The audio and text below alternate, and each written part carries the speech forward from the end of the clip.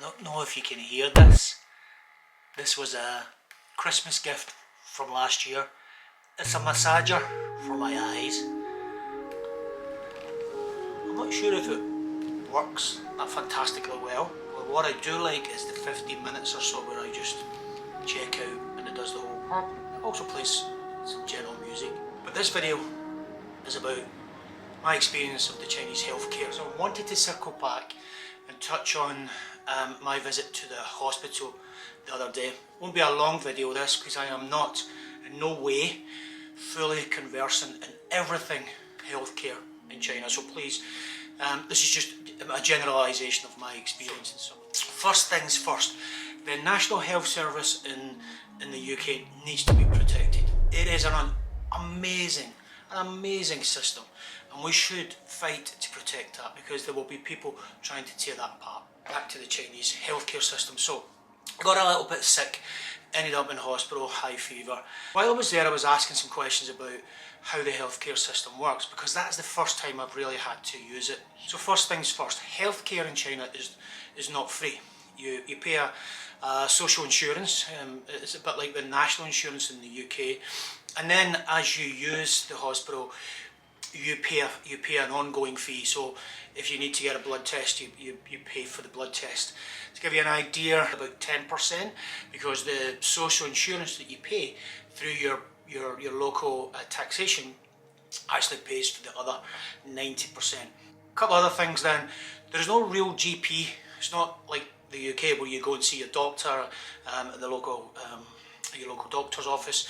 Here you book into a hospital. You've got a problem with your foot, you look up foot hospital and you book an appointment. So this is where it gets a little bit different. If you want to see an eye doctor, you look up, find the hospital, find the doctor, book an appointment, and you pay a small fee, 10% of that doctor's time, whatever. If you want to see a higher quality or a more experienced doctor, then you book an appointment with him.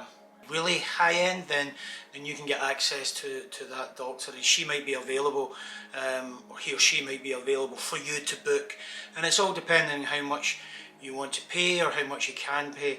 You usually get an appointment quite quickly. You may have to go from hospital to hospital. If you want to see another doctor to get a second opinion, you just book another doctor. You can visit as many doctors, I believe, as you want.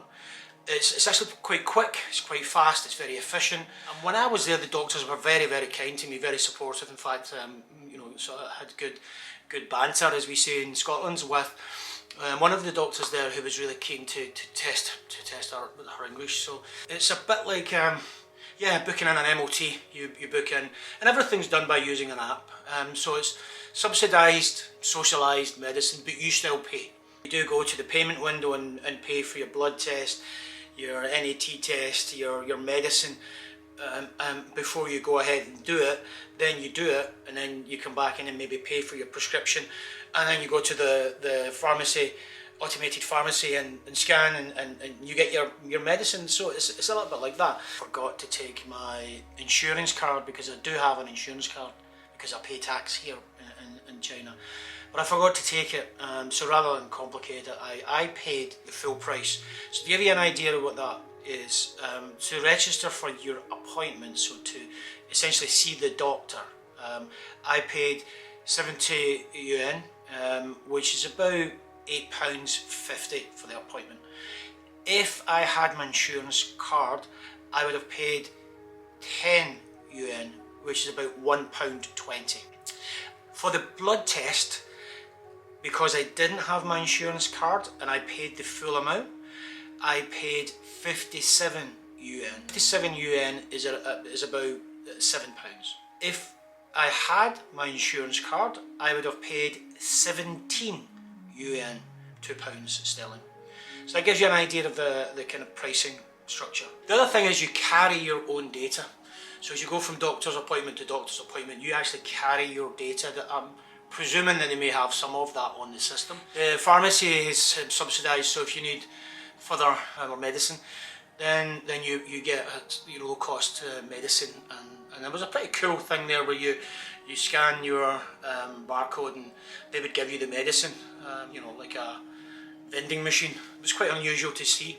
There's a couple of things in the system. I mean, it's very, very fast. And sometimes you don't have the privacy that maybe you would expect. The kind of door closed.